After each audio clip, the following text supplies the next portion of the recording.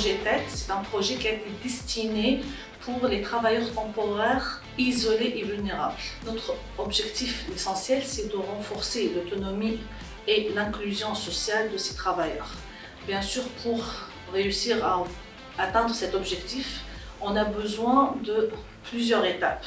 Première chose, on a besoin tout d'abord d'aller chercher ces travailleurs. Ils sont isolés, donc on avait besoin d'une stratégie de communication. Ensuite, avec des groupes de discussion ou des rencontres individuelles, où on va cerner vraiment le besoin de ce travailleur temporaire parce que ça diffère. Et selon ce besoin, on va référer bien sûr, à l'organisme ou l'institution gouvernementale qui peut l'accompagner par la suite. Nous sommes fiers de travailler aux côtés de partenaires et tous les acteurs du projet pour garantir un accompagnement complet et efficace à ces travailleurs temporaires. Immigrants Québec, c'est l'organisme qui gère tout le projet dans la province du Québec.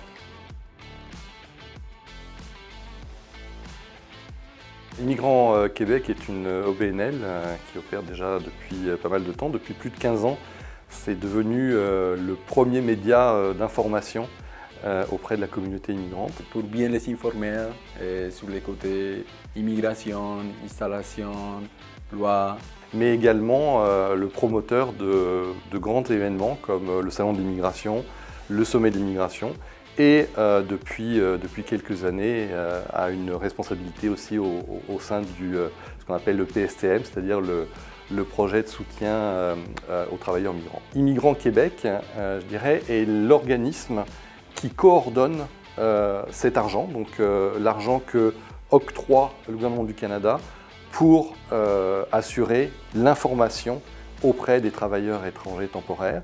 Mon rôle, c'est la coordination du programme dans différentes régions de la province de Québec. Les projets s'adressent à toutes les personnes ayant un permis de travail fermé et faible revenu. On aide les travailleurs pour qu'ils soient plus informés de leurs droits et leurs responsabilités.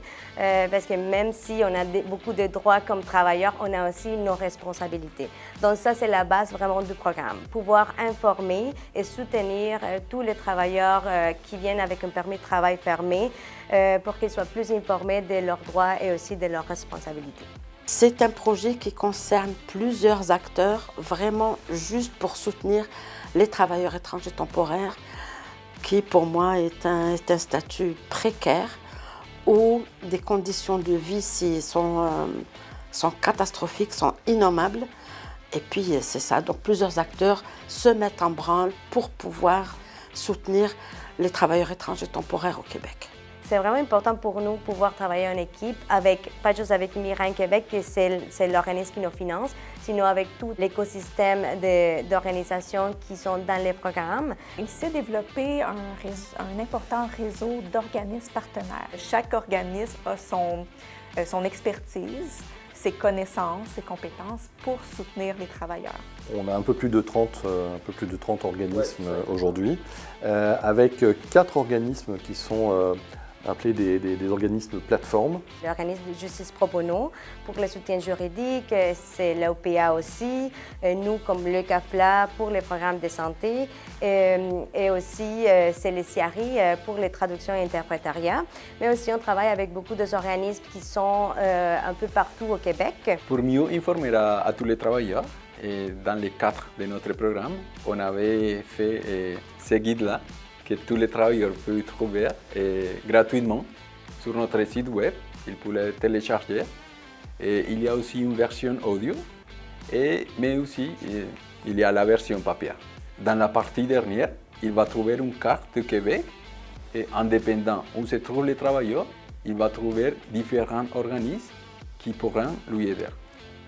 Donc si par exemple un travailleur trouve le numéro dans la partie derrière de la guide, donc c'est la OPA qui va lui répondre.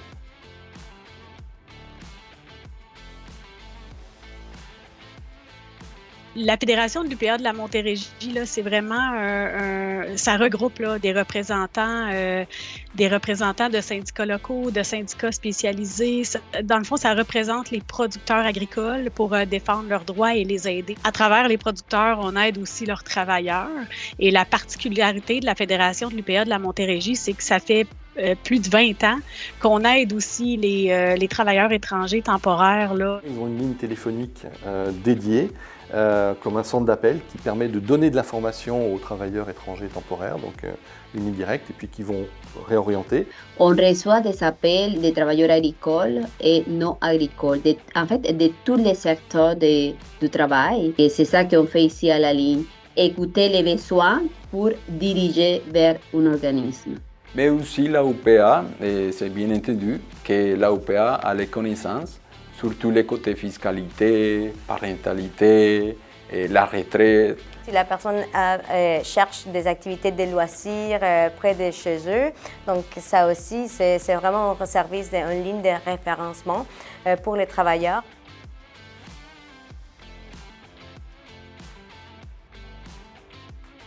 Justice Pro Bono est un organisme sans but lucratif dont la mission est de favoriser l'accès à la justice pour les justiciables qui n'auraient pas nécessairement les ressources financières.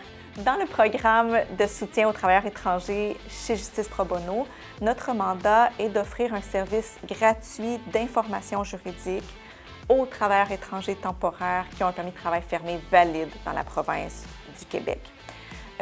Donc, on le fait de différentes façons. Nous avons, par exemple, des séances d'information que nous donnons sur le terrain, des fois dans les locaux de différents organismes partenaires. Nous avons des consultations de groupe et aussi des consultations individuelles.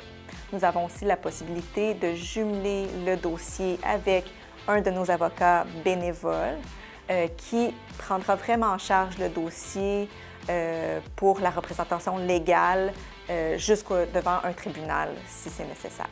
Nous en recevons des questions simples, mais c'est une petite proportion des questions que nous recevons. Dans la grande majorité des cas, les travailleurs communiquent avec nous quand il y a différents problèmes juridiques. Par exemple, un travailleur qui aurait d'abord payer des frais de recrutement, ce qui n'est pas permis du tout là, dans le cadre du programme de travailleurs temporaires, ni dans le cadre du programme de mobilité internationale. Des travailleurs qui ne se sont pas fait payer leurs frais de déplacement international quand ils sont venus ou qui se sont fait payer un salaire plus bas que ce qui est prévu dans leur contrat de travail. Parfois, s'ajoute à tout ça là, des menaces claires ou moins clair, mais d'être expulsé du pays, d'être congédié. Beaucoup de personnes aussi qui s'adressent à nous après avoir eu un accident de travail ou avoir développé des lésions professionnelles, donc une maladie professionnelle. Donc ça, c'est souvent le portrait général. C'est des situations qui sont assez fréquentes. Dans le fond, notre priorité, c'est pas uniquement oui, on veut rejoindre le plus de travailleurs possible, on veut soutenir le plus de travailleurs possible, mais pas au détriment, pas en mettant de côté la qualité de l'information juridique qu'on leur donne et de l'accompagnement juridique qu'on leur donne. Donc, c'est vraiment important pour nous de leur donner de l'information qui est exacte, qui est pertinente pour eux. Pour nous, c'est ce qui est central, en fait. C'est la qualité du soutien juridique qu'on offre. Ma recommandation est de lire attentivement, en fait, tous les documents qu'on reçoit.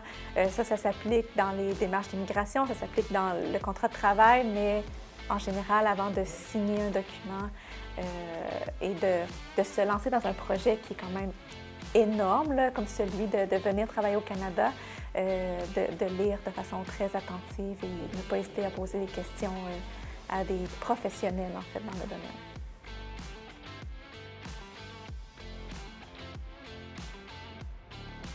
C'est le Centre d'aide aux familles latino-américaines qui est fondé ici à Montréal depuis plus de 20 ans. On reçoit tout le monde, donc tous les statuts migratoires, on les reçoit, même si ce sont des personnes sans papier ou des personnes citoyennes, résidents, demandeurs d'asile, travailleurs.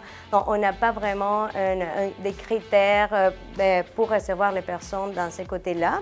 Donc, toutes les personnes qui ont besoin d'être soutenues et accompagnées ont pu aller nous visiter. C'est sûr que nous, on a beaucoup de familles latino-américaines parce que toute notre équipe parle espagnol. Donc, on reçoit beaucoup de la population latino-américaine. Moi, je suis la coordonnatrice du programme PTET. C'est le programme pour les travailleurs étrangers temporaires avec un permis de travail fermé. Notre programme s'appelle Bonne santé, bien informé parce qu'on travaille vraiment avec les travailleurs étrangers temporaires, mais juste pour la santé mentale et santé physique. On a un médecin qui travaille avec nous, qui passe des consultations pour les travailleurs des consultations qui ne sont pas urgentes, ça c'est important aussi. On a les psychologues des formations qui donnent un service de soutien psychosocial et aussi on a les ateliers et séances d'information pour informer et sensibiliser les travailleurs dans certains sujets importants pour nous comme la santé mentale, le stress, l'anxiété, entre autres. Pour l'accès à la santé ici, parfois c'est compliqué, c'est pas très clair pour eux. Donc, la plupart des travailleurs viennent avec nous aussi parce qu'ils ne parlent pas la langue. Donc, beaucoup de travailleurs hispanophones nous consultent un peu partout, plutôt dans les secteurs agriculture, construction et dans les secteurs de la transformation, qu'ils ne connaissent pas les systèmes de santé et qu'ils ne savent pas vraiment comment faire pour avoir une consultation ou comment ça fonctionne dans les pharmacies, par exemple. Un de nos réussites, vraiment, c'est pouvoir aller dans certains endroits plus éloignés où il y a beaucoup d'isolement.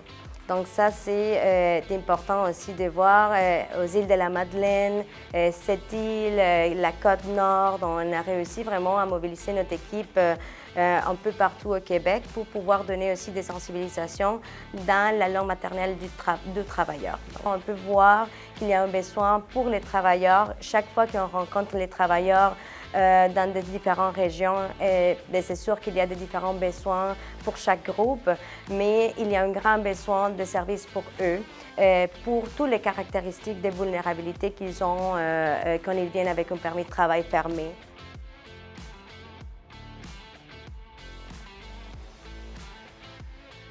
Mon nom est Fatma Djebar, je suis directrice générale du CIARI, le service d'interprète, d'aide et de référence aux immigrants. Par rapport à notre mission, on est là vraiment pour soutenir les personnes immigrantes qui viennent d'arriver ou anciennement arrivées pour leur intégration socio-linguistique, en tout cas tout ce qui concerne leur installation au Québec. Le projet des travailleurs étrangers temporaires a été initié par Immigrants Québec. Notre rôle, nous, c'est d'assurer la traduction et l'interprétariat, la traduction de ce que font les organismes communautaires dans le projet.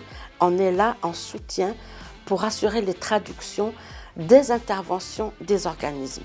Il y a des organismes qui travaillent avec les TET, qui font une job extraordinaire pour pouvoir guider ces personnes-là. Donc, par la création d'un guide, par la création, par exemple, récemment d'un document sur les normes du travail. Donc, nous, notre rôle, c'est vraiment de traduire ces documents-là. C'est de briser les barrières de la langue et que les travailleurs étrangers temporaires puissent avoir une information fiable pour qu'on puisse les outiller. Les organismes communautaires qui nous contactent sont déjà en région. Ils interviennent en région. Nous, on intervient dans tout le Québec, mais plus par téléphone, à distance. Les organismes qui sont en région peuvent vraiment faciliter la communication en fait, et le lien. Il y a un guide qui est super important pour les travailleurs étrangers temporaires, que nous avons traduit en espagnol et en tagalog pour les Philippins. Pourquoi les Philippines? Il y a 4 ans à peu près, nous avons été financés dans tout le Québec pour venir en aide aux aides familiales résidentes, qui sont les dames qui sont domestiques, qui ont fait un permis de travail fermé, etc., qui équivaut maintenant aux travailleurs étrangers temporaires.